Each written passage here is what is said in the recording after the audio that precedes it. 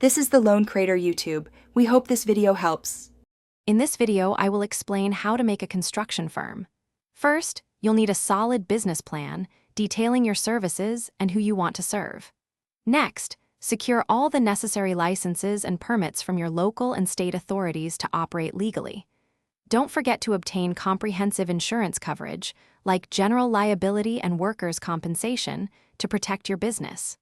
Finally, establish a strong financial foundation with enough startup capital to cover initial expenses and operations.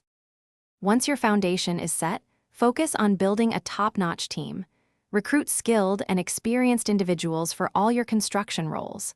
Next, invest wisely in essential equipment and tools to ensure efficient project execution.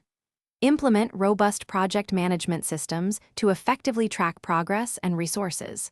Most importantly, prioritize safety protocols and provide thorough training to ensure a secure and compliant work environment for everyone involved. Now, let's talk about getting clients.